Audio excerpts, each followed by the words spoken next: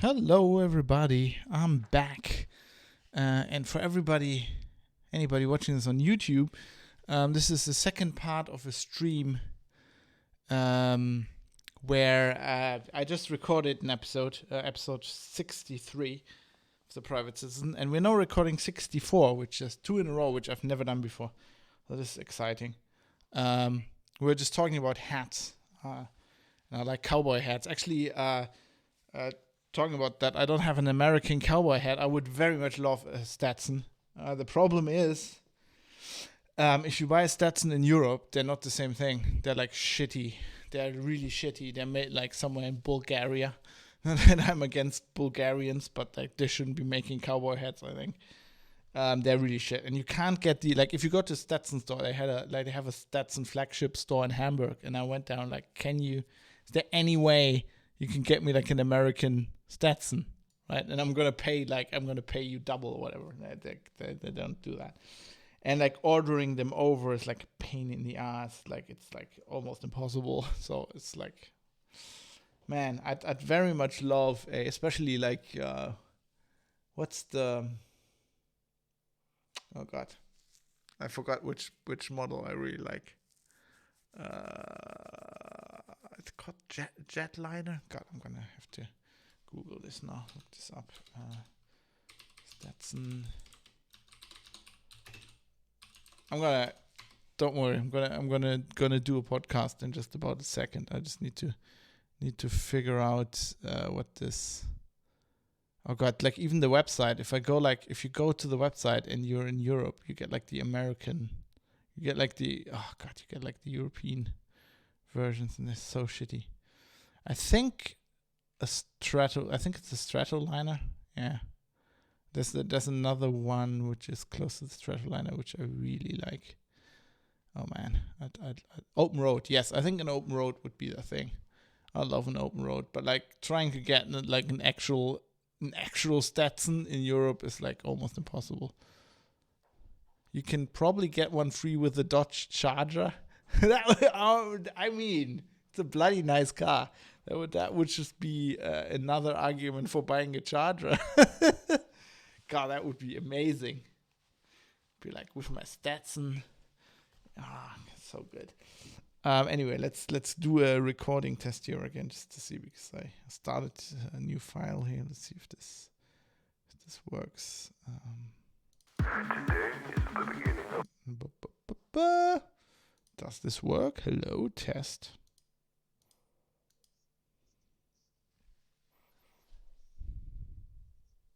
This is also, you're not hearing this, which is right. I don't know why. Okay. Something with my audio routing is obviously not working as well as it should. But you're hearing that now. Let's see. Are you hearing? Does this work? Опачки! That seems to work. Чики-брики, пальчик выкинь. Goddamn Ruskies! Goddamn Ruskies! Okay, that works. Goddamn Ruskies! I love this. Is such a good voice line. Goddamn Ruskies! They're hacking our servers again. Goddamn Ruskies! You'll be like Kid Rock. No, I don't want to be like Kid Rock, actually. But I think they're cool people who are in open road, right? It was on Vogue for quite a while, I think. Oh, you mean with the Charger and the Stetson? Oh God, please not like Kid Rock. You want Brad Paisley, maybe. I could live with that. Take the Telecaster in the Charger. Anyway, let's. God, I've never done 2 of these in a row. Let's see if I can do this. Start recording here. Let's the Charger and that's right. Let's do a second one here. Here we go. Here goes nothing.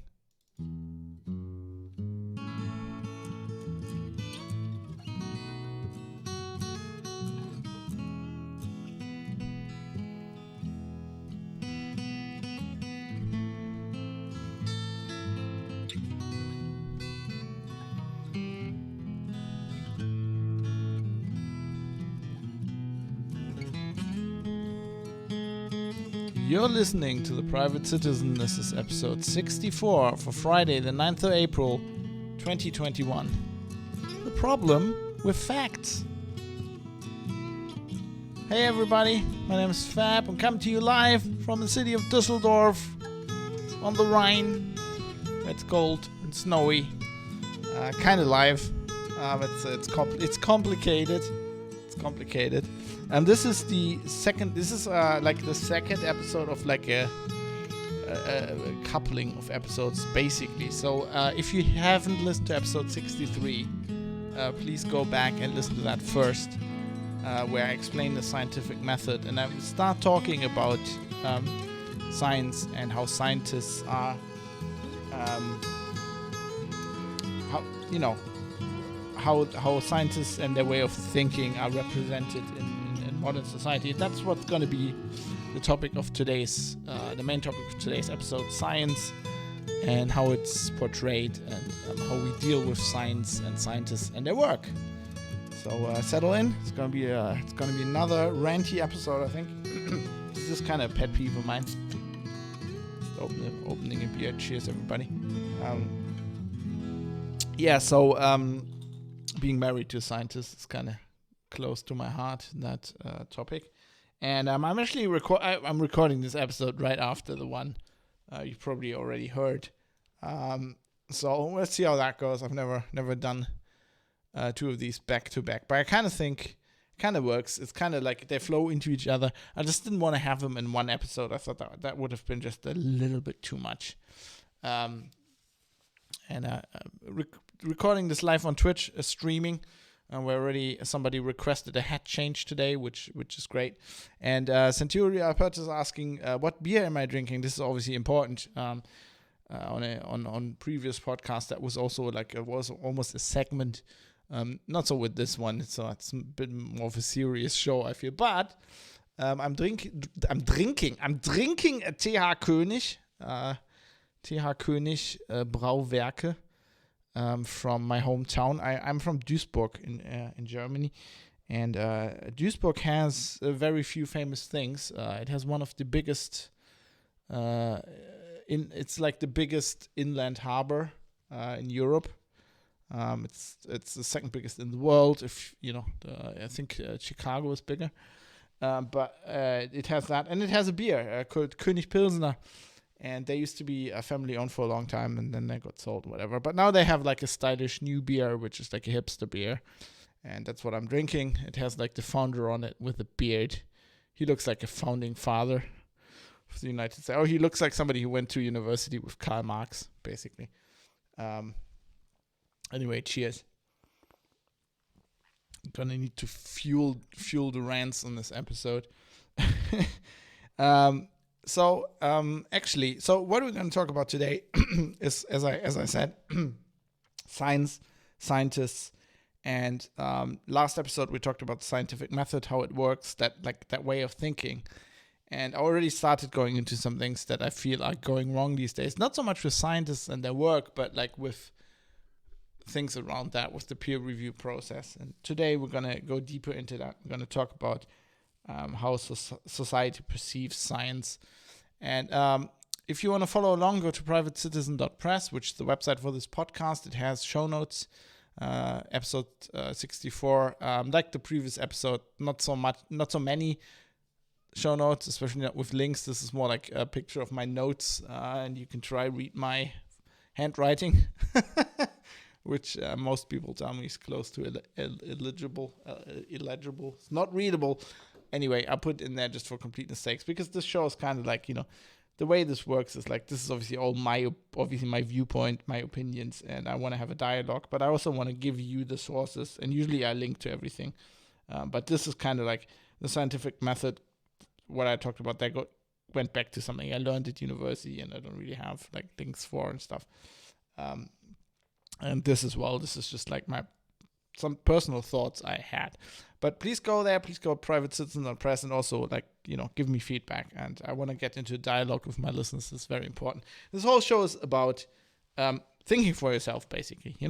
I present a viewpoint, I present information. I hope it's helpful to you, And then I expect you to think about it for yourself, develop it further, get some ideas, hopefully with my help. And then, maybe come in, be a producer on the show and add something to the discussion or disagree with me. And I found that very interesting.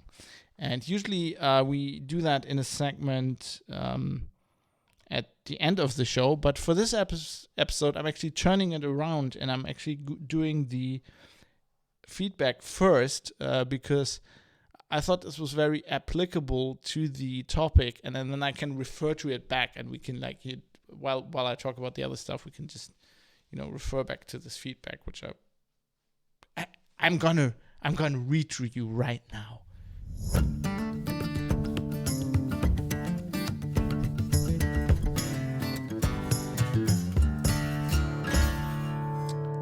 So this particular feedback is from Bennett Piata, who's been a longtime producer of the show, and he is referring to episode 62, I think, where I had, this being live on Twitch, somebody in Twitch said, Stefan actually said something that I disagreed with, and then I replied to him, and Bennett has further thoughts on this, and I think this is fits perfectly with today's topic. So Bennett, I have his whole message. I'm going to read his whole message because I thought it's very helpful. So Bennett says, I haven't written in a while because I'm too busy, and also, who isn't? And I know you, Pen Man. And also because I often don't care enough while I agree. I think that is this is often a thing, and I can live with that, right? If people, I don't need I don't need my ego doesn't need somebody to write and say, I agree with you. It's nice once in a while, so you feel like you're not shouting out in the void, but I can live without that. I find like the disagreeing and the additional points a lot more constructive, as long as they're voiced constructively, hopefully, so that I can read them out in the show and we can work with it and build on it. So this is completely cool. But I do want to say that I wholeheartedly agree with all of your reflections, spins, and meta arguments from the Microsoft wins, as he terms. I love that, like the solar wins, because I said that it's basically Microsoft's fault. So I love this Microsoft wins. I'm going to adopt that from the Microsoft wins and Exchange episodes. Actually, I see Exchange isn't capitalized. That's I almost tripped up while reading that. We need to fix that. Wait, what from the Microsoft wins and live show notes fixing here on the show. From the Microsoft wins and Exchange episode. It's a bit sad to see so many people missing the point, and I'm all the more glad that I'm giving you a bit of money. And thanks again for that. That's cool. It works. This is how it should work. Concerning Stefan's comment in Twitch chat that you should leave the vaccination stuff to experts. In addition to what you replied on air, so Stefan basically said, I was talking about vaccination, how I made a mistake, and I had some errata, and he said basically leave that to the virologist. And I vehemently disagreed and said, no, this podcast is specifically about, I'm a journalist. Basically, a journalist's job is to write about something which they aren't an expert in, because they can't be an expert in everything. So at first that's my job. And I also think like everybody has valid opinions, and you shouldn't go like that guy's opinion is worth less than this other guy's because this other guy's allegedly or is an expert in the field. But Bennett provides a very good point that I actually didn't think about in the moment. Concerning Stefan's comment in Twitch chat that you should leave the vaccination stuff to experts. In addition to what you replied on air, I would like to add that experts are notoriously shit at seeing variables outside their field, let alone big picture questions and trade-offs that transcend them entirely. Of course, epidemiologists want to minimize the spread at all reasonable costs. That's their job. But non-experts in that field should help weighing that against other risks and goals. Be that medical experts from other fields chiming in with risks like heart attacks, psychologists with depression or suicide, and the impact on children, old people with their preference to see their families for the last 6 months of their life rather than live, in air quotes, isolated for 2 years, and so on. Single variable optimization by experts is the stuff of nightmares, dystopian novels, Nazism, and communism. it is precisely one of the things that make behavior inhumane. Or inhuman, he actually says, but yeah. I couldn't agree more. And this is a very good point. That is exactly one of the problems.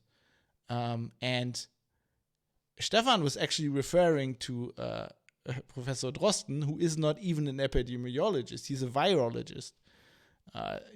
One of the issues I always had with him, that he was talking in his podcast a lot about things that epidemiologists are concerned with. He is a virus, like he knows what like his field is knowing what a virus does in your cell, and that's it, right? His field is not how it spreads, how you can prevent that. That's not his research. His research is like literally what the virus particles do when they get into your cell, how they reproduce, right? All that kind of stuff. But like my point also is like that doesn't mean you shouldn't talk about epidemiology or anything like that. I think anybody should. I think that's exactly my kind of motto for doing podcasts is new media, new rules. This is why we have podcasts. Back in the day, we had like television, and they were like, okay, let's get an expert on, and then the expert's word was law, and maybe you had another expert who slightly disagreed. We now live in a world where anybody can do a podcast, as Adam Curry likes to say. Yeah, it's a great time to be a podcaster. Be a podcaster. We can all do this. So Drosten can have a podcast, and I can have a podcast, and I can talk shit, and he can talk shit, and I can talk valuable things, and he can talk valuable things, and you guys can decide what you want to listen to. And I think that's beautiful. I think that's how it should be. I think if anything, we need more opinions, and we just need better podcasts. I'd love for podcasts to be more like this one, where I'm trying to involve the listeners, where I'm trying to give you the sources I have. I feel like very few podcasts are actually doing it like that. No Agenda is a good example. Like you might agree with them or not. Like you might hate their guts or think they're completely wrong. But I think their model of like providing everything they do, like all their sources, all their clips, everything to the listeners is amazing. It's really good. And I've saw stuff from them for that very reason. In the past, I saw stuff from everywhere. I don't care, and I think this is a very good point. I mean, this whole experts thing that Bennett talks about that was a huge problem in Nazism, right? They're very good interviews with Albert Speer, Hitler's architect, right? But he also built like defense projects and stuff like that with like slave labor. And he got like he was one of the few top Nazis who wasn't executed, and he got like I think 20 years in prison. And he was interviewed after he was out of prison, and he talked a lot about like what he thinks he did wrong and stuff. And like one of the things he says that he doesn't really say exactly that he's sorry, but like you can kind of like. He admits like mistakes. One of the things he said is like that the kind of a state like the Nazi state works because everybody is like focused on their field, and you can just ignore the responsibility, right? And go like like Dönitz, another guy who wasn't executed, who just got a prison sentence, who maintained until the day he died that the Navy, the Kriegsmarine, was just a clean fighting force, and they were just fighting based on the rules of law, and he never did anything like Hitler apparently asked him once if they couldn't shoot like isn't it possible to shoot at like the rescue boats when the submarines down the ship, right? And Dönitz says, yeah, you can do that, but like any self-respecting fighting force wouldn't do that, and he like categorically said, we're not doing that. But even if that's right, and even if they were completely clean, I mean, there was still the navy of the Nazi state, right? Hitler couldn't have done what he did without the Kriegsmarine. Same thing with the Wehrmacht. Even if you completely just like whatever you do like within your moral compass, and you don't, everything you do, you have a clean conscience and you never did anything wrong,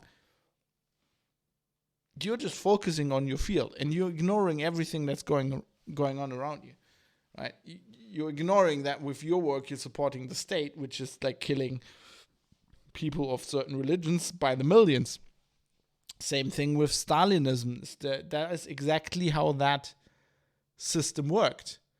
And this is very much an expert thing. This is a huge problem, I feel like, in modern days, where it's like often termed as like technocracy or technocrats, like people who are scientists or, are purported to be scientists, are experts in their field. But it's like too narrow-minded, right? It's like you make a decision about huge, wide-ranging changes, like unprecedented changes in society, based on what the epidemiologists say, because they're the expert in the field. And you're not looking, as Bennett says, as all the other at the psychologists.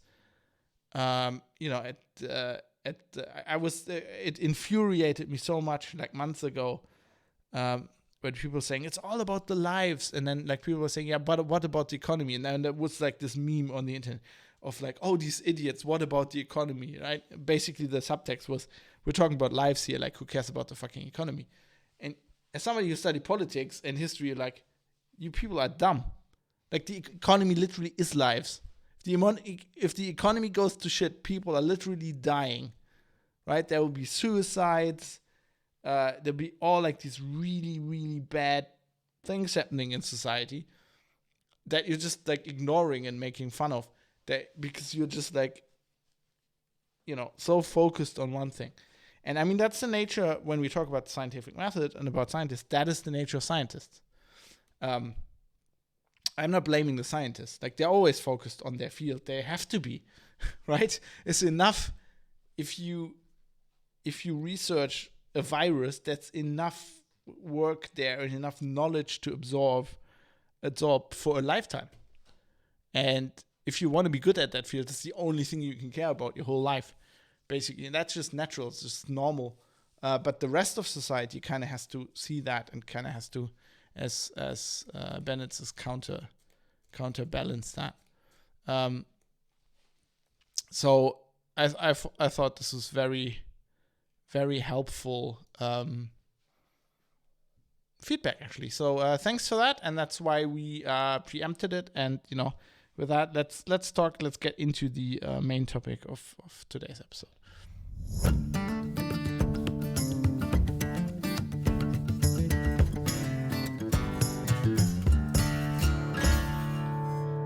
So what I want to talk about today is what I call the problem with facts, or the myth of ubiquitous facts, which what I'm basically started explaining last time I talked about the scientific method is, to quickly recap, the scientific method is a way of thinking. It's a way scientists conduct their work, and it's never assumed that the result of that is a fact.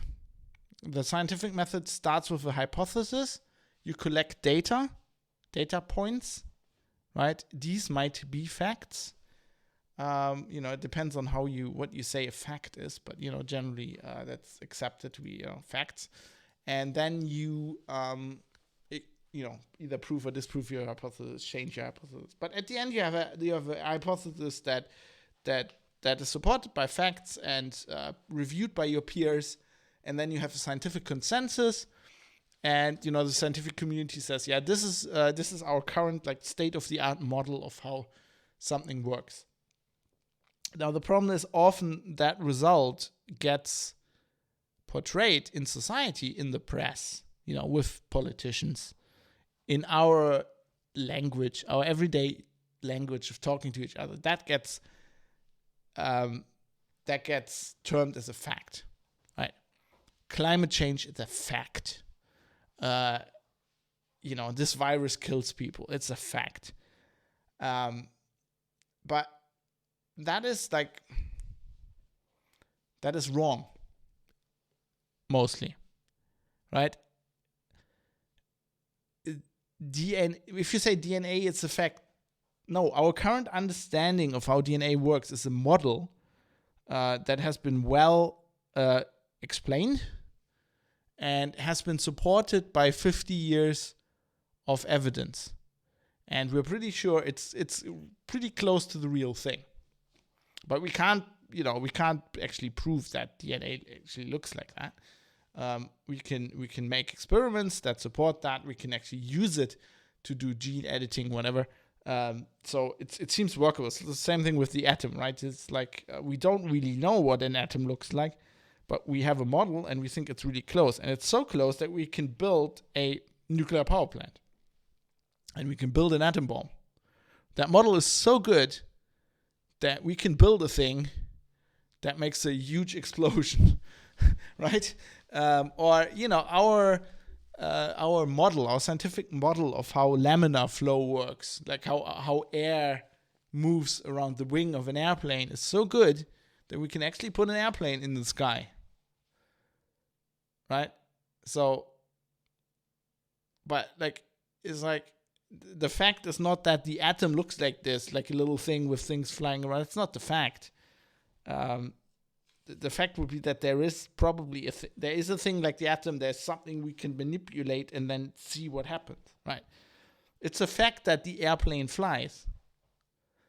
Yes. But the model for why it flies, that is like 100% how reality works,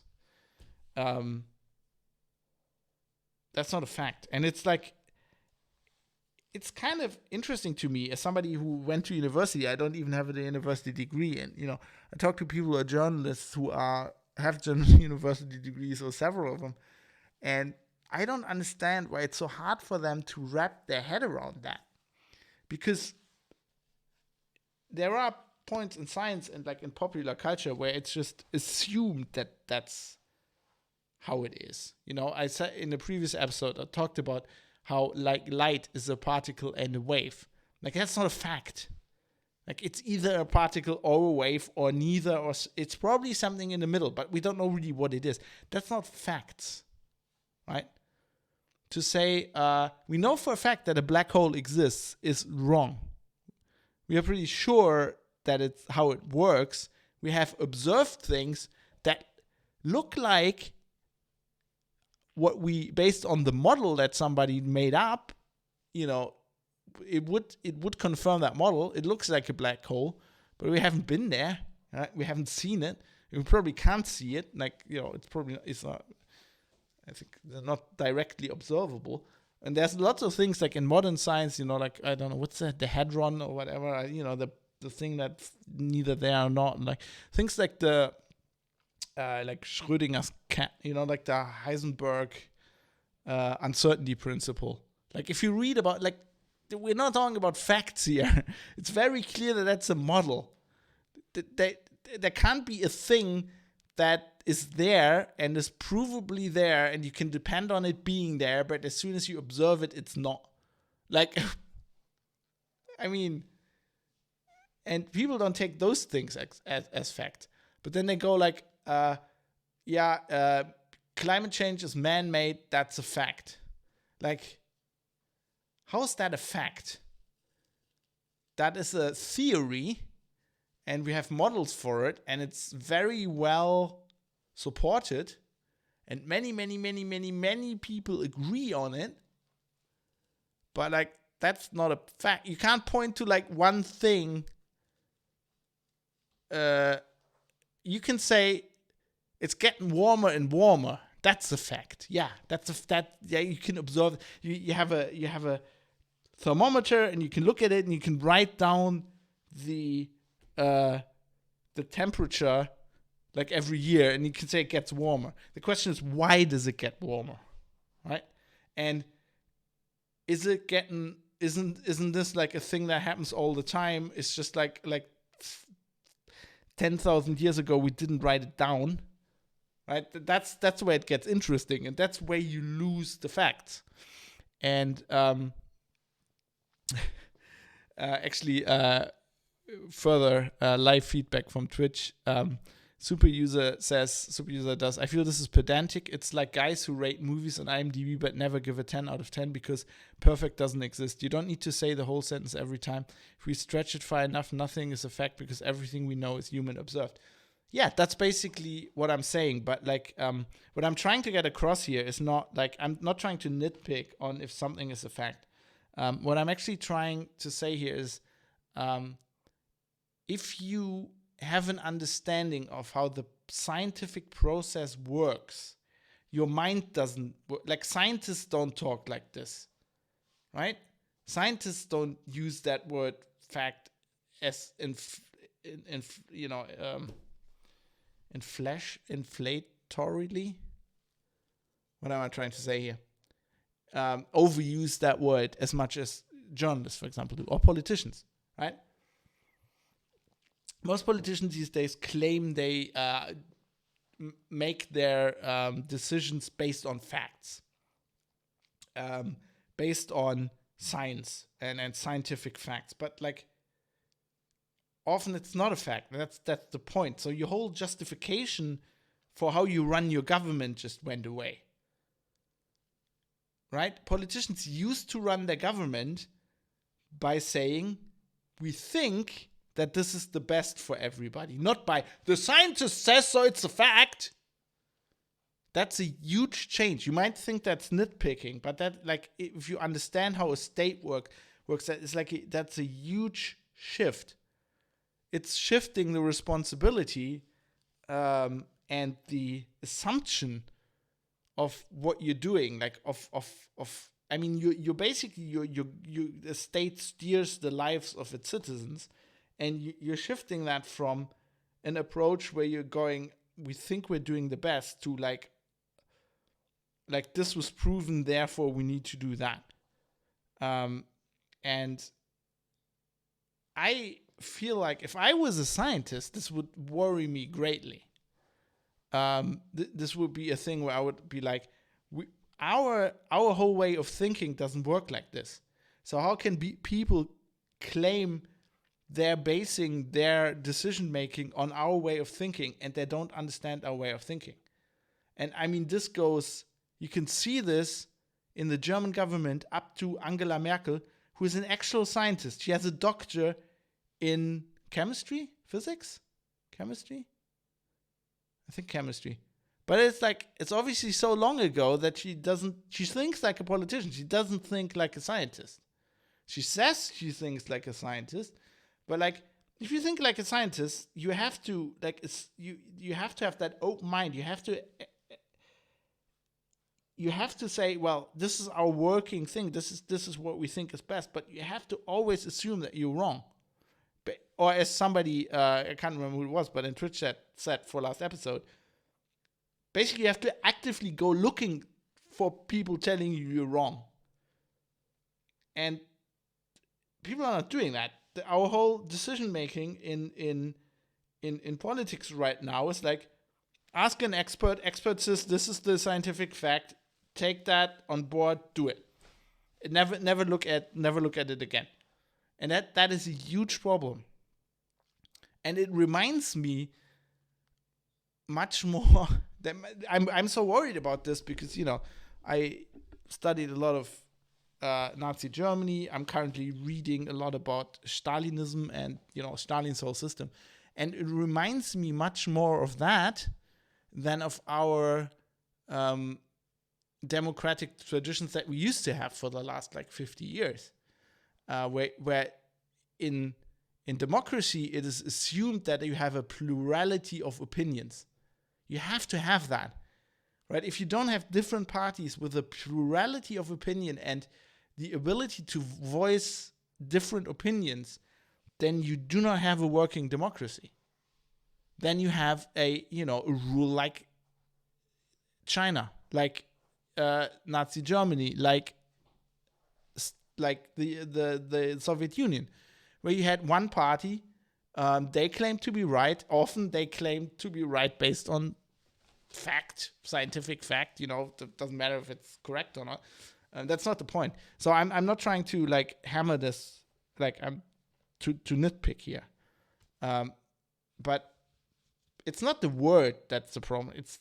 It's what's connected to it. It's this people use this and they think the world is black and white. They think science works like this. You point a microscope, electron microscope at something and it tells you you're right or you're wrong. That's not how it works. Talk to a biologist. Talk to somebody who takes a single gene that codes a single protein and spends 15 years trying to figure out what that fucking protein does in a mouse. And maybe if they're really lucky, they figure it out. And then they have no idea what it does in a human. Right? And they only know what it does over like 10 generations. God knows if you do like gene editing, and God knows what happens after, like, God knows what happens with an organism that lives longer than 8 months because you kill your lab mice after 8 months or something. I don't know. Right? And people think like, it's been researched. We know what that protein does. No. People are like, we know how the human brain works. No, we have no fucking idea. We know a lot, but that doesn't mean we even approach the understanding. Like, my wife does like relatively cutting edge research. So she researches the autonomous nervous system in the heart. Up till like 10 years ago, people didn't even entertain the thought that the heart had an autonomous nervous system. Like basically nerves that are in the heart and in the heart alone and not connected to your spinal cord or to your brain, that are they call it, like in a field of research, call it the brain in the heart. So basically it's like neurons that are only in the heart that do very specific things that people didn't know that existed. And we had like 300 years of like people cutting open hearts, and all these. I mean, they've been sticking little things into your heart and like basically killing neurons there for like 30 years, as like I think the first guy who did that was even actually in Nazi Germany. So for like almost like 100 years we've been doing that, and they didn't even know what those neurons did. And then like somebody comes along and is like, I think this is this, and it opens up this whole new world. And that thing, that is like the reality in any field of science. Even in history. People are like, we've assumed this thing about Stalin for like 80 years, and somebody comes along, no, I found this source and I think this is completely wrong. You're like, oh God, we have to like all these parts of all these books are now invalid. So the assumption that the scientific method, the scientific process, results in like unmovable facts, that's the problem. And I feel like that is what a lot of people who don't understand science so much, because they might have heard a little bit about it in university or whatever, or they might even have done some science in university, but they're not doing it day to day. What they think and that's what our society is impacted by. So actually I'm just having a look. Super user was saying a lot of things. Rhetorically, yes, it's a problem, but I think most politicians know in an executive decision-making role you need to work with limited information. The academic approach is too slow for the real world. So in an executive decision-making context, they have to act without having gone through 3 years of peer review. It's not just business where you must be decisive. The military also risks life, and being decisive is crucial there too. So I don't think the political situation is a big leap. I would disagree with you on that. I mean, there's an argument to be had if the military has to be decisive. The fact that the military is decisive and acts on limited information has cost millions of lives in the last 200 years, and uncounted lives in the last 500 years. There is a legitimate question in historical and political science if that's a good thing. Like if you should have you're right. If you should have a military that should intervene in other countries, because that is never good. It's never good. There's never, like, even if you Even if you take World War II, even if you stop Hitler and you stop the Holocaust, yes, that's good. But like, look at all the other shit it's caused. Look at how it has. I mean, it has given Europe, Central Europe, my country, Germany, like 80 years or whatever. How much? I don't know. 60, 70 years. Long time of peace. But it has caused, even that has caused untold deaths, pain, suffering. It has stabilized the Soviet Union. I mean, it's not that easy. And I understand that, yes, politicians can't do peer review, but that's not the point. That is not the point. The difference is accepting that you're going, we have to do this in the heat of the moment with limited information, and being transparent, believing that that's what you're doing, and believing that you asked somebody, a scientist, who told you a fact, and then you're acting on that, and that is what they're doing. That's what they're thinking. I don't think most politicians know. I don't. And I know quite a lot of politicians. My dad used to be a career politician. They know that they act on limited information and that they must be decisive in certain moments, but the question is how you justify that. Traditionally in a democracy, you would justify that exactly like that. Like, I am elected as a representative in a parliamentary system. I'm representing the people, and I'm doing what I think is right. You're not saying I'm doing what is scientifically right, or back in the day it used to be it used to be justified with religious reasons. You used to say, well, God says, so we're doing this. We're killing these people over there. We're having a crusade because God says this. And I feel like we're actually drifting a little bit back to that. I actually feel like one of the things I'm going to talk about, I find very interesting, is that I feel that science is in some circles being elevated into like a semi-religious capacity. And I think this is a symptom of, our states. I'm talking as a German here, and obviously, but looking at the US, US probably being one of the lesser examples, but in the Western world, you see a decline of religion, especially in state power. Religion being connected with state power. You see more and more decisions and political decisions being based on, what people would say is empirical data based on science.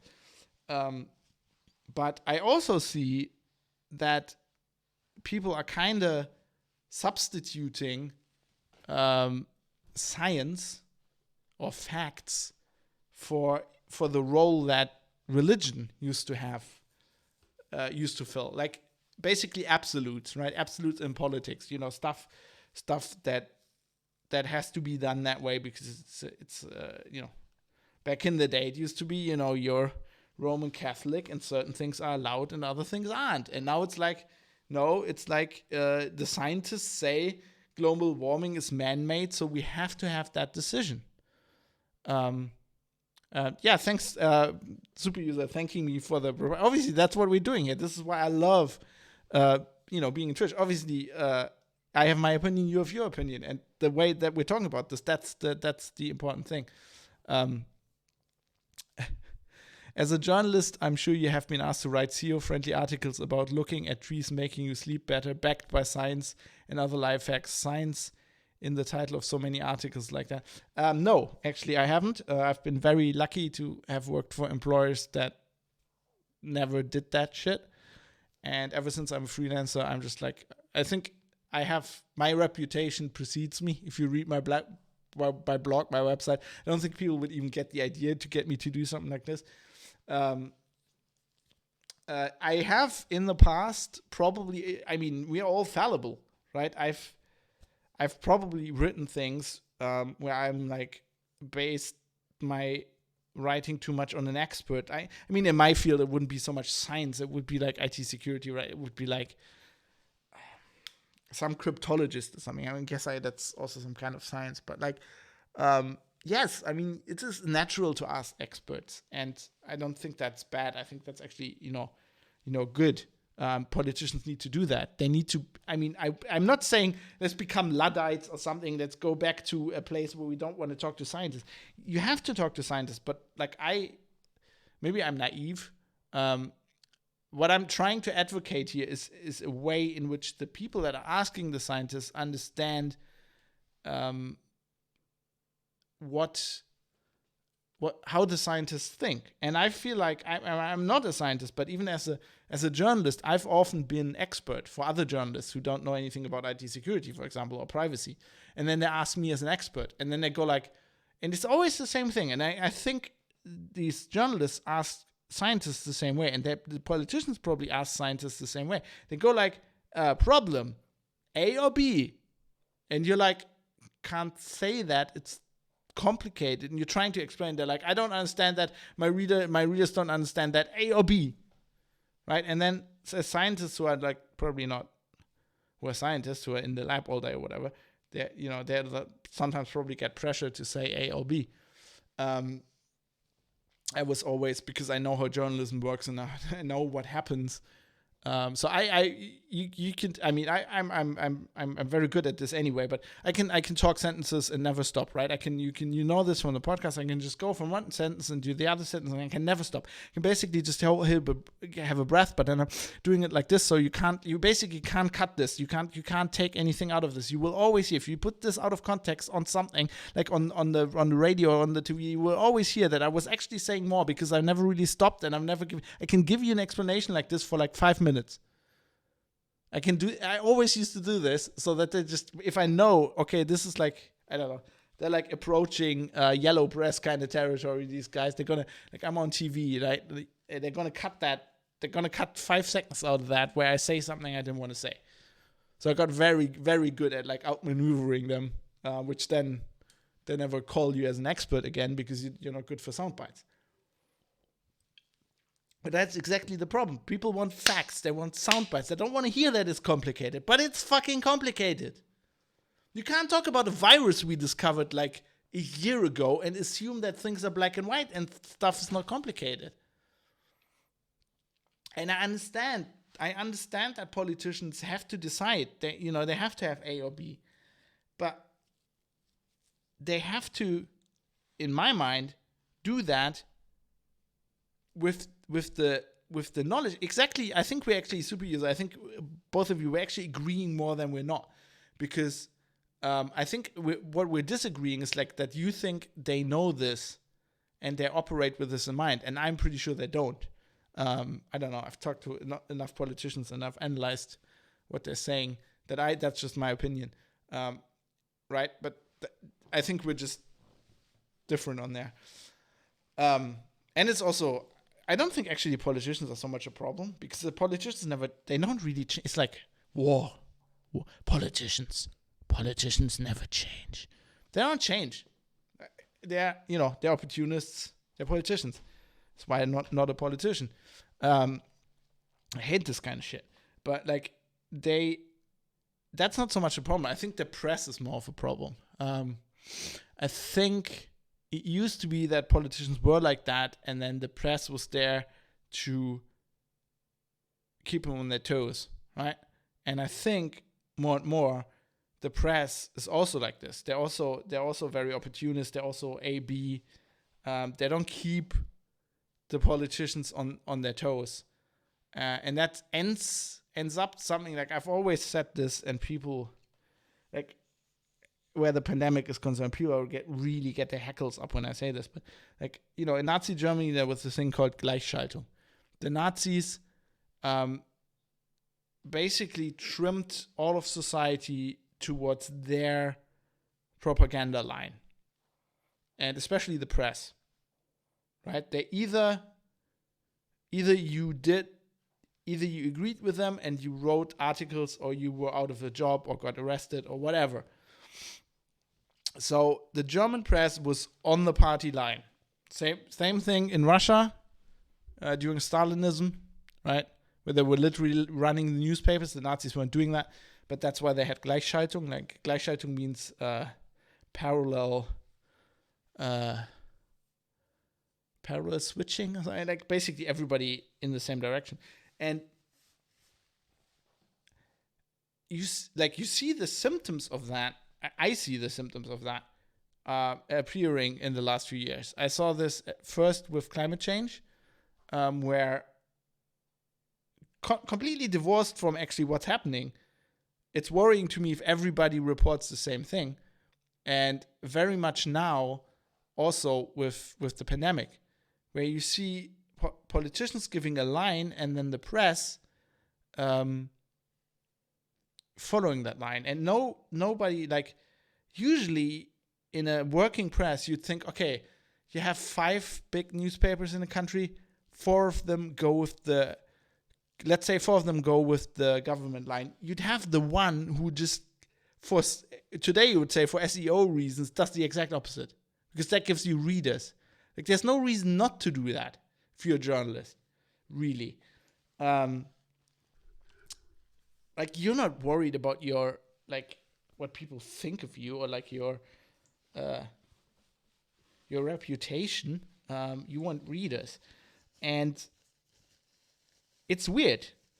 And I mean, it's a phenomenon. And I've talked to journalists who then have said, with the pandemics, like, we can't do it the other way, because if people don't follow the government line, like, people will die. So we have to, for public safety, have to agree with. And he's like, that's not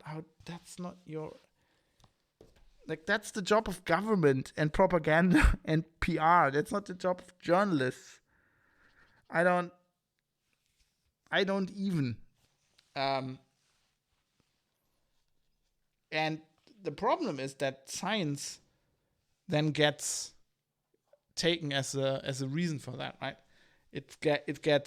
Scientists get, and their research gets used for this kind of thing, to justify decision making, or as a journalist writing, and it's really weird to me, because if you looked at, like, the press, like, let's say in the 80s in Germany, we had the same thing. Like, on certain topics, everybody agreed, and everybody agreed with the government. It was like, when it came to, like, I don't know, socialism, East Germany, there were just certain topics where everybody basically was on a line. And you could explain that with just very few publishing houses, very few TV stations, and, to get access, they need to get certain closeness to the government. And you'd think today it would be completely different, because anybody can publish on the internet. And to some degree it is like that, but, like, it's still, like, now it's like the mainstream press, and they're like one line, and everybody else is just like, okay, those guys are conspiracy theorists, because they're just writing something completely different.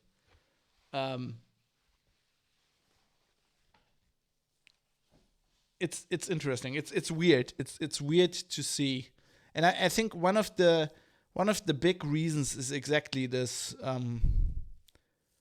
This lifting science into a place where traditionally religion was. I think the problem is that what we're seeing here is that science and scientists have been idolized since the 20th century. It started before the World Wars, the scientific progress and how it just amazed people. And, then during the wars, lots of propaganda was based on, allegedly science and stuff like that. But after that, it's like science is like, people are idolizing science. They're like, this is our, salvation, and I've certainly been very much like this when I was younger. But often they do that without understanding how it works. And that's where I think the religion aspect comes in, where you just basically, you don't know what a biologist does in a lab, right? But you're like, they discovered something, and they're right, and it's basic. They could, for all intents and purposes, also be a priest just waving a gold rod and some brazier, right? Like in Warhammer, where they don't know how science works anymore. They're just like, oh yeah, we science has discovered this.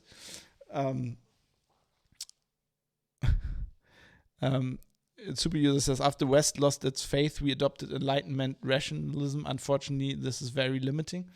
It's one of the factors of this, right? It's like if you actually go, like me, I'm an atheist, and there is no God, and you do not have that to fall back to. It's natural to have science fill that void. But I think if you're actually interested, and if you're reading into science, actually about science, you sooner, beyond like textbooks in school, like sooner or later you will figure exactly this out, that it's not black and white, that there's limited amounts of facts, and then a lot of the things we think about as facts are basically approximations of facts, and it goes together with this general understanding that I'm trying to foster on this show about like society and about politics, that everybody's biased, that you can't have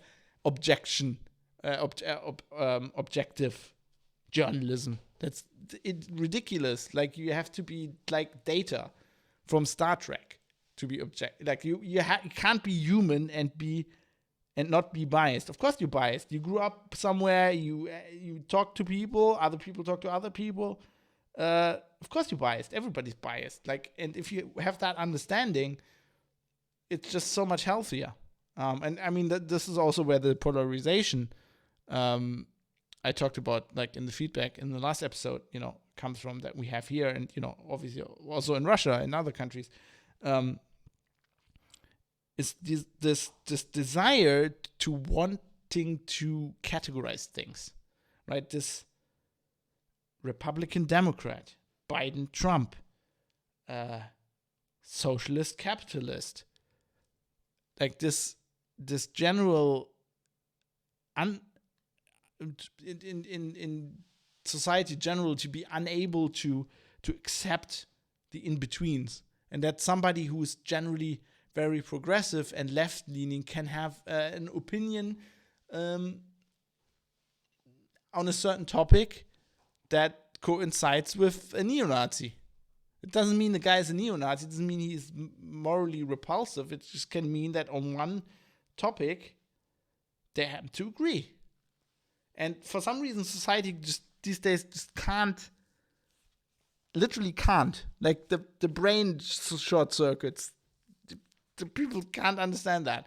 Like, okay, you agree with a Nazi on a thing, you must obviously be a Nazi. Right? Even though you literally agree with Adolf Hitler on a lot of things. Hitler probably also thought that gravity was real. And maybe, I don't know, liked cars and liked people to be in employment. I don't know. Obviously, he liked fucking cherry pie a lot. Cherry, like Kuchen, cake, cherry cake. It's amazing. The fact that I like cherry cake and Hitler liked cherry cake doesn't mean I'm literally wanting to kill all Jews, right? But for some reason, that does not compute. Yeah, so I think part of this problem, I think a general problem is that humans generally have, they like, I think that's just, I talked about this last episode as well, the way our brains are wired, I don't think are very well suited for the modern world. And one of the reasons, I think we tend to revert to emotions a lot. So if we accept the scientific method and we work scientifically, then I feel like in a certain way we're always like fighting against our nature. It's a struggle. It's a struggle to be neutral. It's a struggle to not want to see the data in a light that confirms your hypothesis, even if it maybe doesn't. It's a constant struggle. It's like if you do, and you know that, if you do science, if you've done anything, history, if you've written a scientific thing in university, anything, you know it's a constant struggle to look over your own work, to catch yourself, right? And that's how journalism is for me as well. Writing, constantly trying to evaluate what are my biases. Am I maybe wrong on this? Because that's, I tend to emphasize freedom and personal rights. Is that maybe wrong in this situation? Like, that's a constant struggle. And I think when people slip, they revert back to emotion. So I think a lot of people actually are not used to this scientific way of thinking. And then there's other people who are, but who revert back to the emotional thing, right? And to act on their instincts. For example, if you think what happened in Germany, how the government reacted to the pandemic, I think, Merkel, being a doctor and can think as scientifically as she wants, I think she instinctively reverted back to the very human politician instinct on not wanting a mistake. Right, you've been chancellor of Germany for 16 years, or how long she's been chancellor, and she doesn't want, in her last year, lots of people to die, and then history remember her as the chancellor where lots of people died. So you emotionally revert back to trying to be safe, and that's throughout history. That's how lots of things. I mean, that's, for example, the mistakes the British made before World War II in appeasing Hitler. Were very much the same way. They were trying to believe that Hitler wasn't evil and starting a war, because I think they wanted to believe in the good, to not make a huge mistake and start a war, right? And do for them to start the war.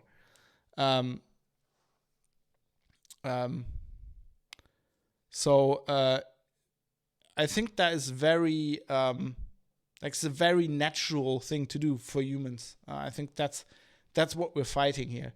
And I also think a big problem is our education system. And I'm not only saying Germany. You can witness this all over the world. I think universities, a lot of universities, almost throughout. All of them in lots of places fail to teach a basic understanding of the scientific method. Even to practicing scientists. I have friends and I talk to people who are at university right now, who have a degree, back in my day, they have a master, right? And they're on their way to becoming a PhD. And they have, when you talk to them, they have, to me, worrying views of how science works, and how the scientific method works, and how things should be peer reviewed, and that you the very thing we talked about last episode as well, that they say things like, how can this colleague or whatever say this? How can he have this opinion? He shouldn't be allowed to say that. Right? And we're talking about a scientific theory that just doesn't agree with whatever their worldview is. You're like, what? How do you have a master in science? Literally, master of science is literally your title, and you're like, you cannot have this hypothesis because I think it's dangerous. That sounds like something like Torquemada would have said. That sounds like something straight from the Roman Catholic Church. That doesn't sound like you're a scientist. And that is worrying to me. And it's amazing to me that I got taught this shit in a history class, but people who are I don't know, practicing medicine or doing medical research or doing chemical physicists, they don't have this understanding. I don't know. I think we fucked up big time. And like it goes from high school through to university. I mean, we are teaching kids in school how to program computers because apparently they need that to have a job or whatever, but they don't know how the most basic principles of science work, like that what they're learning is based on. And that pretty much anything, like they don't know how democracy works, right? They don't know what the term capitalism means or what the term socialism means and what how democracy works, but they can program JavaScript. Great, that's awesome. They'll have a job, but society's gonna go to shit because they're gonna vote the next autocrat who says, well, science says, and now we must do this. Yeah. I think one of the problems is that a lot of people are like, if you look at it, like a lot of people actually finishing university, and like at least in like, you know, in Germany and in the West, I would say broadly the West, university is becoming this, like having a university degree is becoming this prerequisite to having a good job, right? But like finishing university really should mean you can think critically and you can, like, university is where you get taught to be a scientist. That's what it means to have a university degree. You are then a scientist. That's literally what it means. And these people can't even think like scientists. And it's like education, like university education is completely like commoditized. It's just a way of getting jobs. Not of like, you know, back in the day, 200 years ago, you know, people who graduated from university were expected to be like the thinkers and the people who shaped the future of society. Now it's just a way to get a programming job, or I don't know, any other job really, as a teacher or whatever. It's just kids these days. I tell you, kids these days. So yes, so I think we need, as a society, badly, we need to understand. I mean, the scientific method is not that hard. You can teach that in school. And we need to understand that there's a lot less facts in the world than we think there are, because the world's a lot more complicated than we think we are. Especially fucking journalists need to understand this. And I think a very good example that anybody could understand is the internet. The internet has led to an incredible amount of information being accessible to anybody, right? But it does not equal, like, more information being out in the world and being accessible does not mean there are more facts or there's more truth in the world, right? Just because something is written on the internet doesn't mean it's true. And I think that's a good metaphor for like real life. Just because something is in a in a scientific paper, it's because something is peer reviewed doesn't mean it stands up to scrutiny. It doesn't mean it's good research, right? Just because something is published in the Lancet doesn't mean it's true. I can give you like 4 or 5 papers from last year from the Lancet that had to be retracted by the Lancet saying, oh, we're sorry, this is like the one paper where it was utter bullshit one guy made up. That's the scientific process. In itself, that is not bad. That's just how it works. That doesn't matter. That, like, everybody makes mistakes. That is not a problem. The problem is people equating published paper in journal with high impact factor as fact. And I mean, to go quickly back to climate change, I think a big problem there actually is that a lot of this research is based on computer modeling. And with computer modeling, if you apply the scientific method, you have a problem, because what you're doing is you have a hypothesis, you build a computer model, you run simulation, whatever, you get data, and then you analyze your hypothesis based on that data.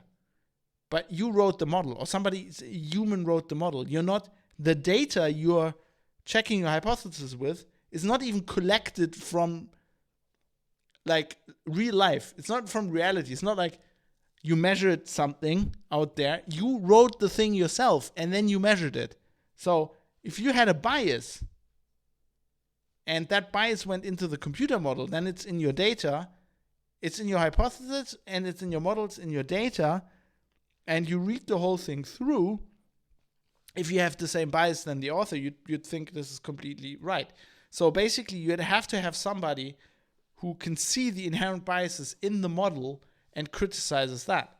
But in a car just driving very slowly past my window, I'm like, I'm gonna get sniped. I'm saying things the government doesn't want to watch. Sorry, that was a joke.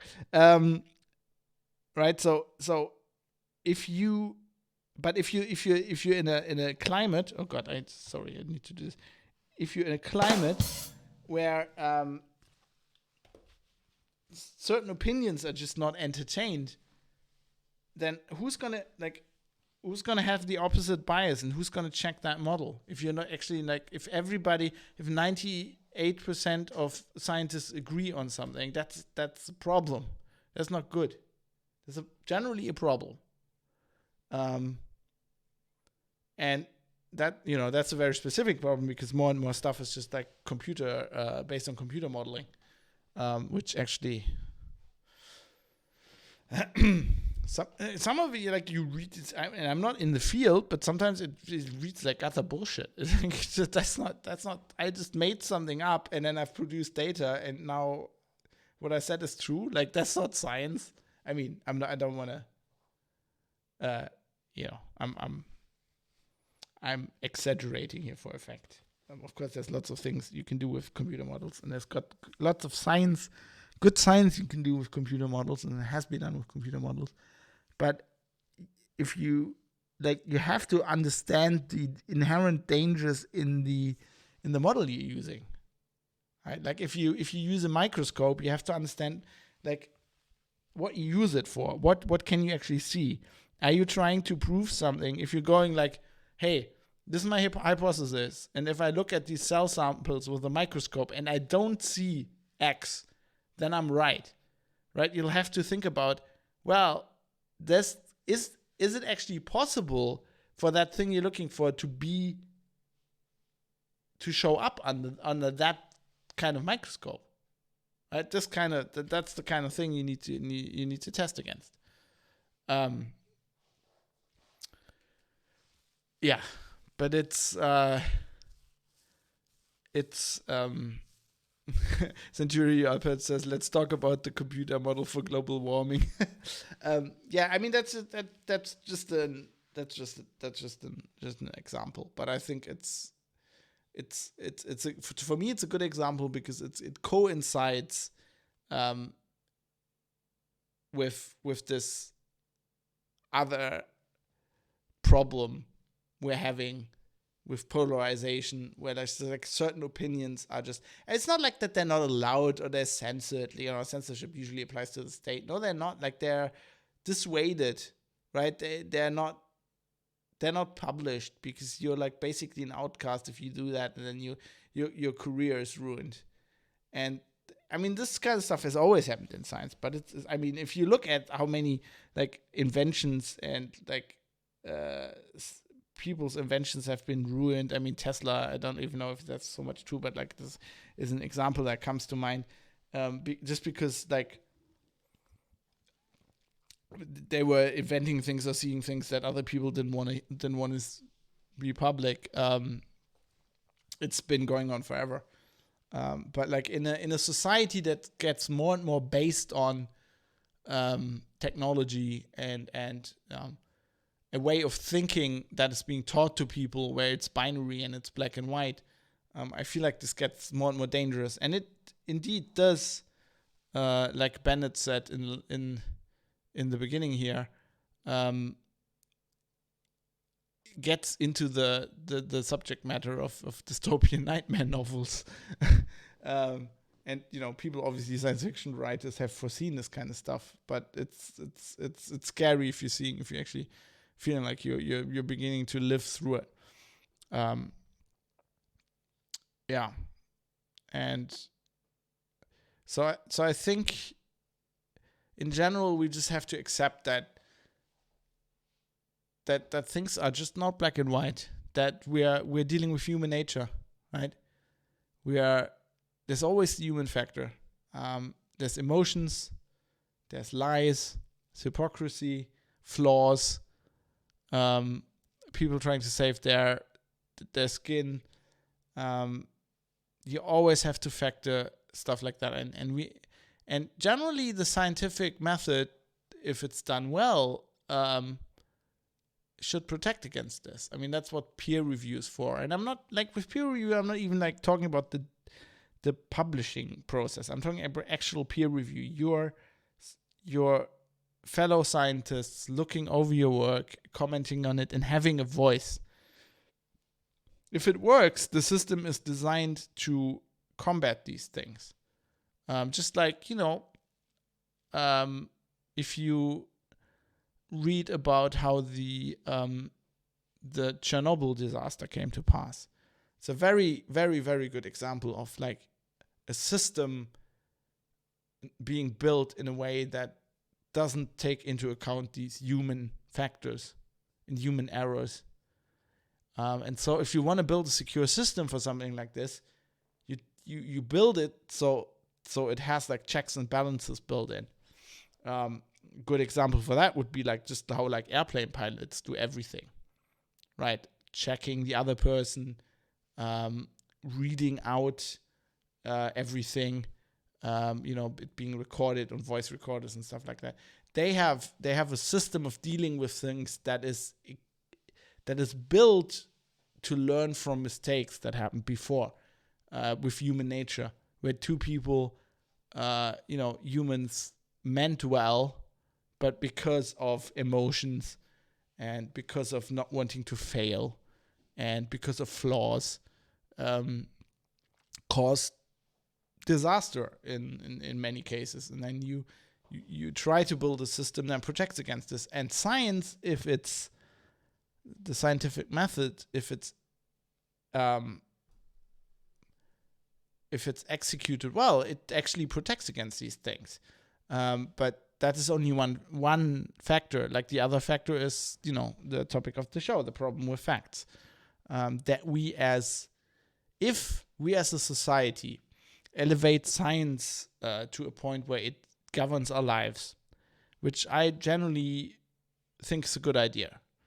I'd rather let scientists and scientific endeavors govern my life than a religion, right? Or the whims of a dictator. But if we do that, then we need to understand it. And especially the people who are doing it need to understand it. They need to be taught in the education system how to do it properly. And the people that are translating the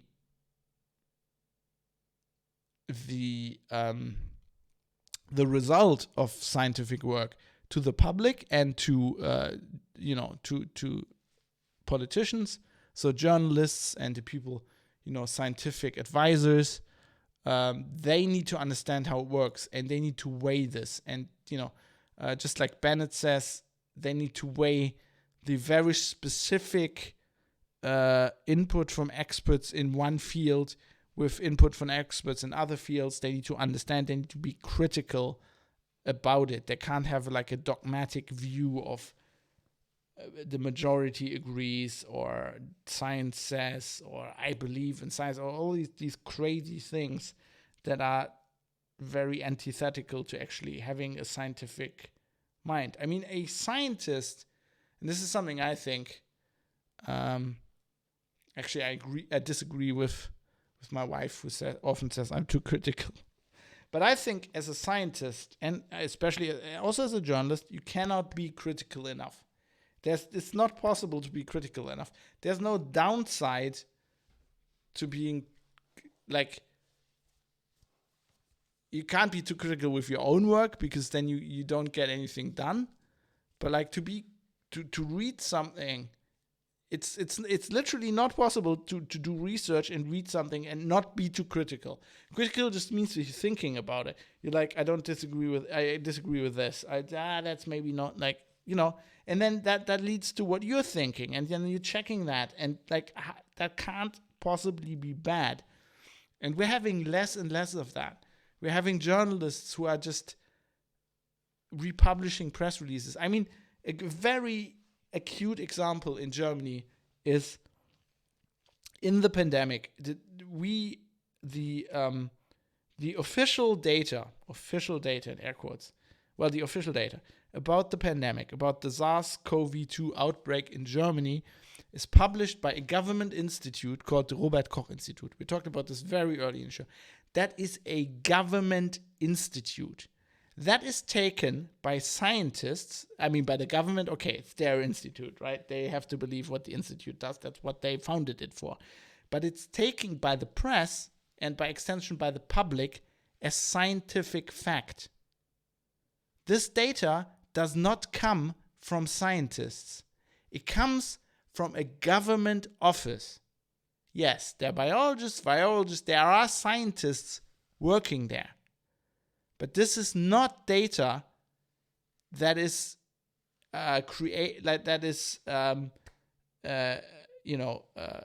generated with the scientific method. There's no peer review process. It is data.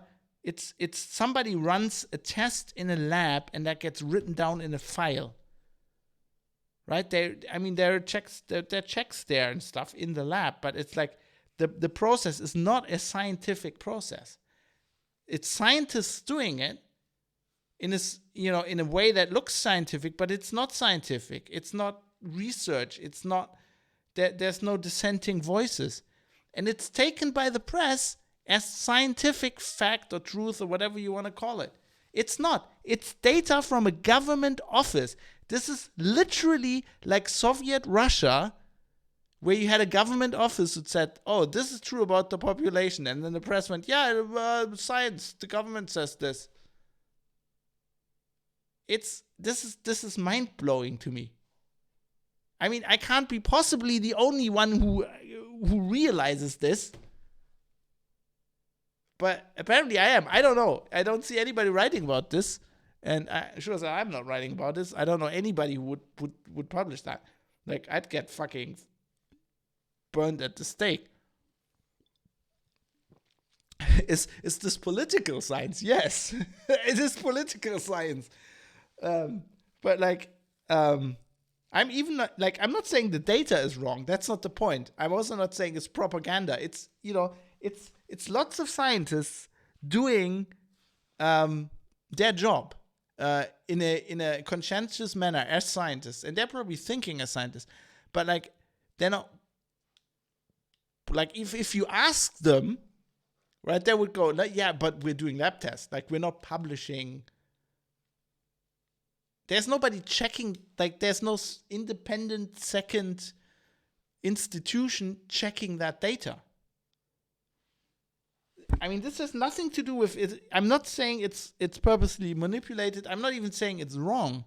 I'm just saying it's generated in a completely different frame of mind than a scientist doing research. But it's equated in the press because it's people in lab coats doing things in a lab in Berlin as that's science. Scientists do this.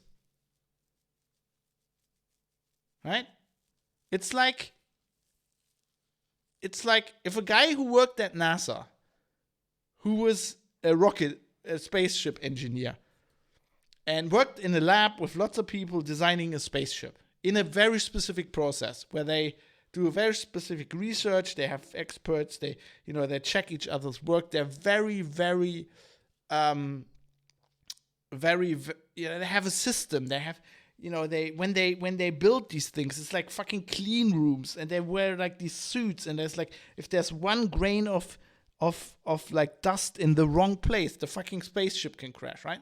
If that guy built a car in his garage at home, and then the society and the press or whatever, or politicians would equate this car he built with the spaceship they built in NASA with a very specific process, and he just built a car, just because he's the same guy, and maybe he wore his NASA lab coat while he was building the car.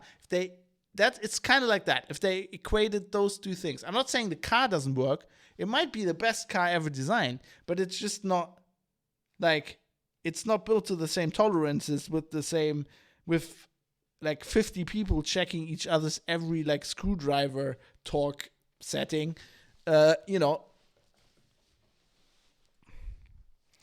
Anyway, enough rants. I think you got the point. I think this was like an hour or 20 minutes of me driving the same point home. I'm sorry, but I kind of need to do this. I hope this helped you. I hope, if you don't agree, I'm done with my notes now. If you don't agree, please write. Please contact me, privatecitizen.press. I've done my best to take input from Twitch chat. I can by far not look at everything that's going on and still have a coherent podcast here. But Super User says, never seen Fab take off his glasses. I wasn't prepared for that. I blame the drink. I do this when I'm very exasperated and I need to like face palm. I obviously need to take off my glasses. And I know I look weird. I've been wearing this very same model of glasses now for many, many years. If anybody's interested, they're Ray-Ban New Wayfarers. I love these glasses. They're the stereotypical nerd glasses. They're very well built. They hold. They last like 10 times as long as any other. I've had 2 pairs of these, and I've been wearing them since. I mean, it's like 15 years now, whatever. I don't know. These are amazing. But, I know that I look very weird when I take them off. So I'm sorry. That's the downside if you're watching the behind the scenes on Twitch or on YouTube. If you want to do that, if you want to see what I look like without glasses, links are also in the show notes, privatecitizen.press. I must disappoint you that they are not nerd glasses. They are trendy these days. They might be trendy, but they are the stereotypical nerd glasses. Just you look at the Jinx logo. Like if you want a skull that looks like a nerd, you put those glasses on it. And lots of things I like are trendy, and then they're not trendy. I just usually don't care about that. I like them, and that's the most important thing to me. Anyway, we do not have, obviously, we don't have any feedback because we had the feedback in the beginning. So I will now move on to the point where I explain to you how the show works.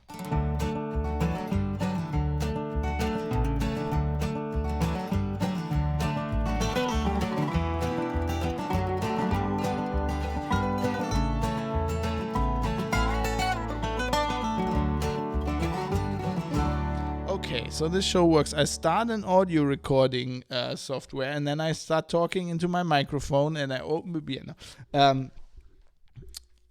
This show is produced under the value for value model, which means you get it for free. And if you derive some value from me ranting about how society is crap for an hour and a half, then that's nice. Maybe learn something, and you can give back if you want to. You can become a Patreon on Patreon. A patron on Patreon.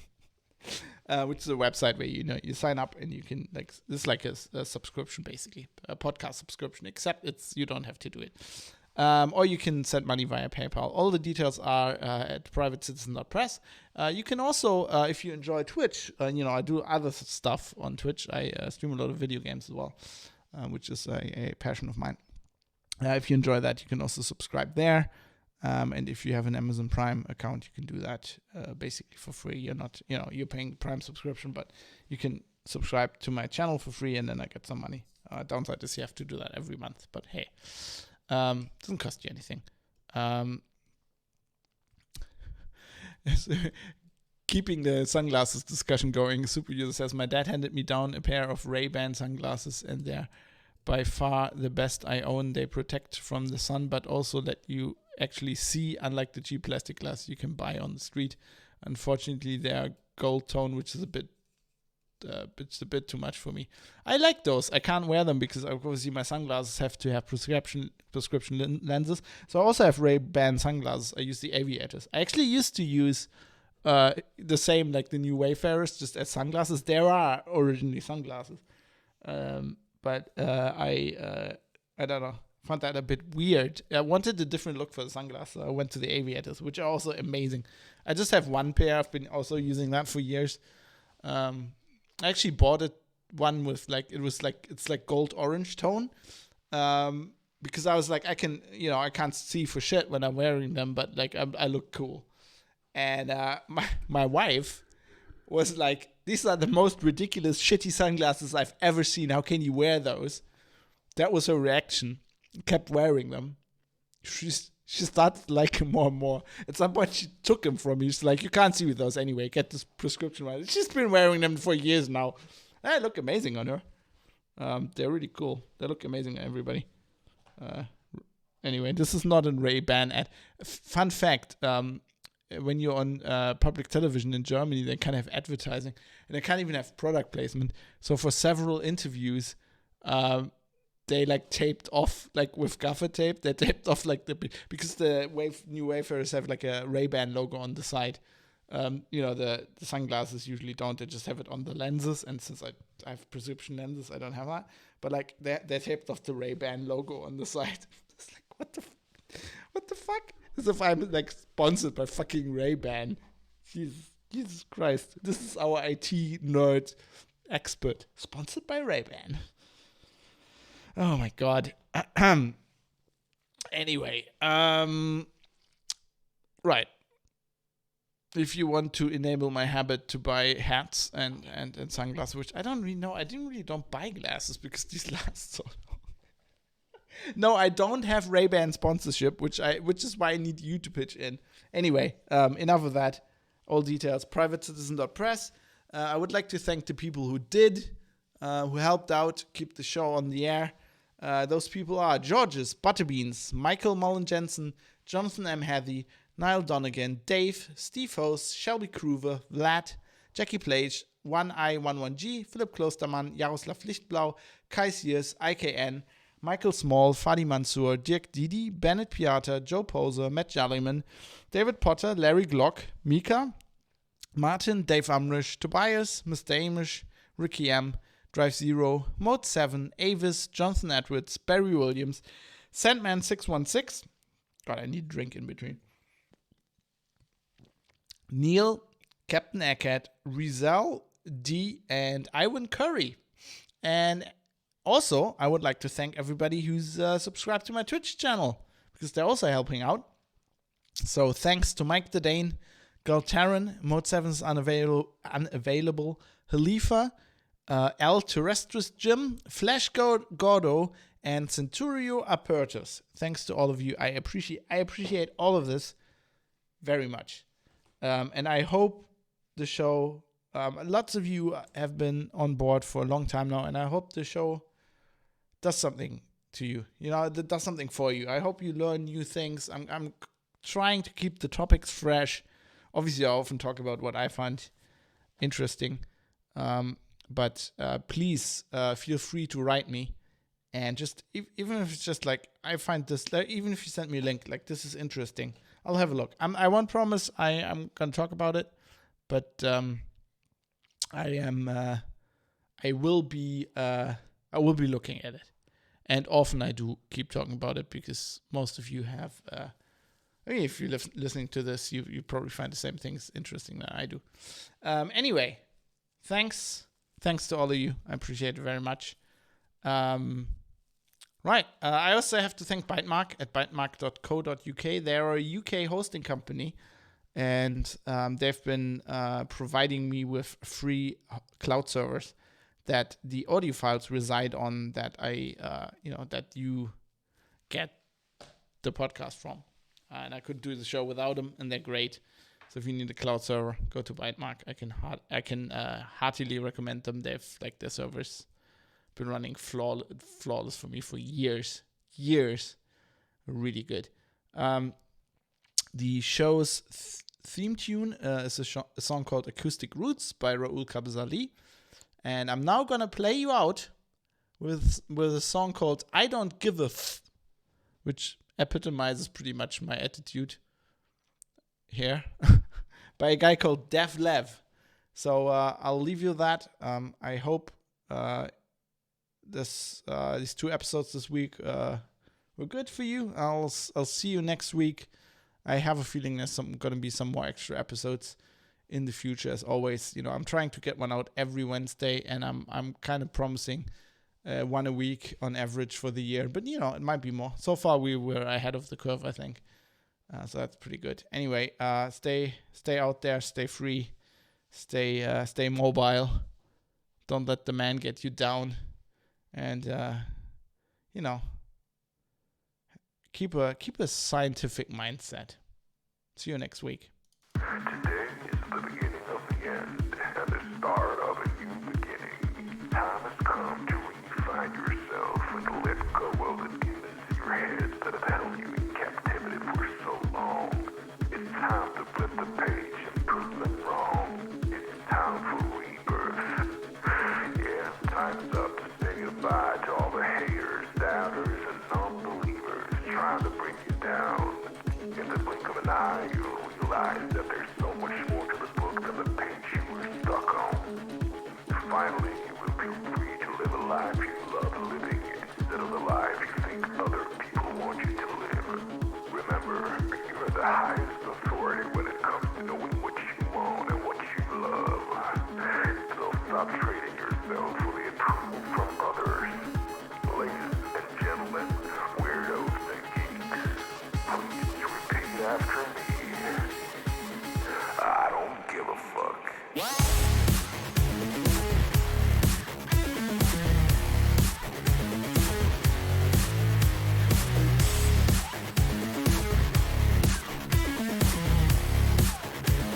I don't give a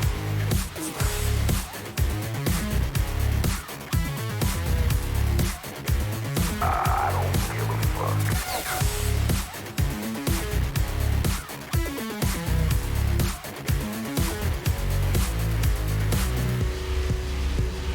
I don't give a fuck. I don't give a fuck.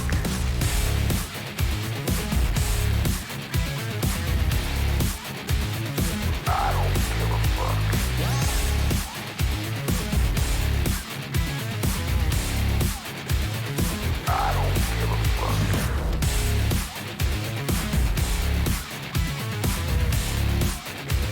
I don't give a fuck.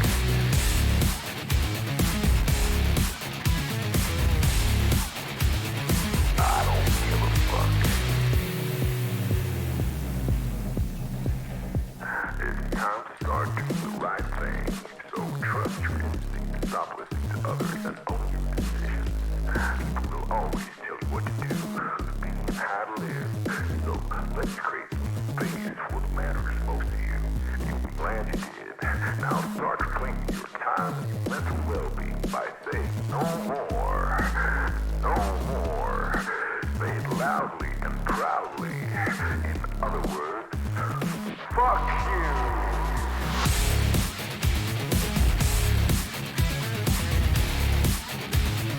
I don't give a fuck.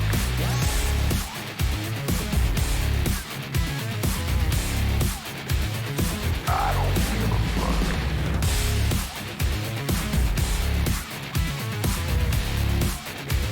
I don't give a fuck.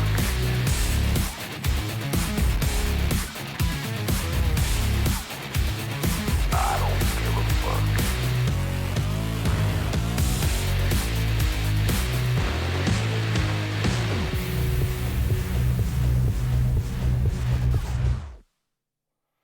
That is what a well compressed song looks like. Jesus Christ. It's like wall of sound. Holy crap. Anyway, let's stop recording here. So I will run now. So I get this first episode out as soon as possible. But before that, I'm going to have to find somebody to raid for us all.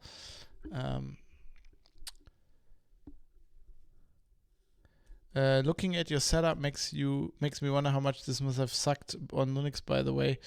The closest thing to that dashboard is fucking AlsoMix. No, actually, no, it's not actually. Okay, let's do that quickly. So Hindenburg is quite nice. This is a recording thing that is like optimized for podcast, but I could do that in Audacity. I've done for years. Voice Meter is actually a bad hack. This is like a software mixer. You could do that much better with Pulse Audio these days. Back in the day, it was Jack, but you can do all this shit. This is built into Linux right now. And then Foobar is basically an audio player that just mimics Linux anyway. So actually,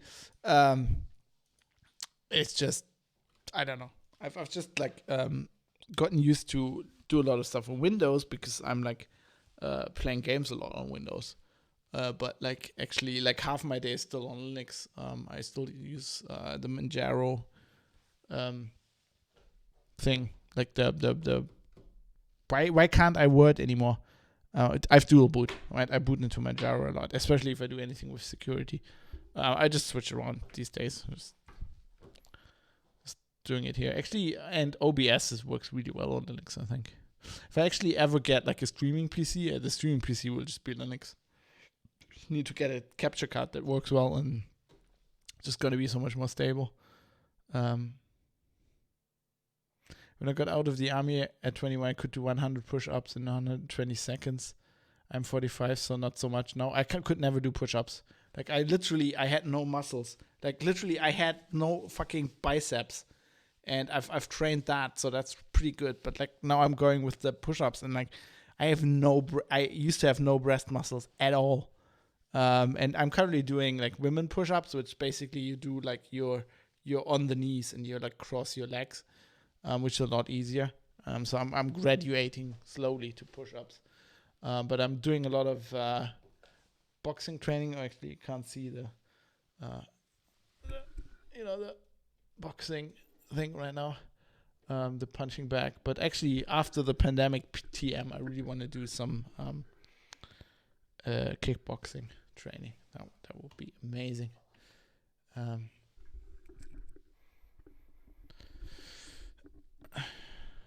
Push-ups are a special strategy for some people. You need more beer. I indeed need more beer. And I need to finish this podcast. So right. Thanks for being here, everybody. I appreciate that as well. I say that a lot these days. I appreciate things these days. Let's see if anybody's doing anything. Is Indie Gamiac streaming? No, he's not. Ben is streaming. I wonder how far he is through his song challenge. Okay, wait. I can if I'm... No, wrong. You can just watch the VOD, I guess. You're on Twitch already. And yeah, you can find this song and all the other 2 hour track challenges on my Patreon at patreon.com. Yeah, it's a 2 hour I will put the link in chat. Song challenge, and he's just after 2 hours, so that's crap.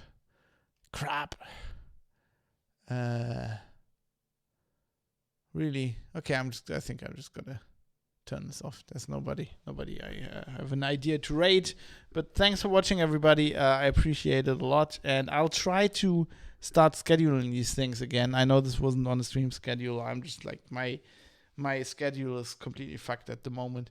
There's just a lot of things going on, especially like this hat's a bit too tight. I need to wear it more often.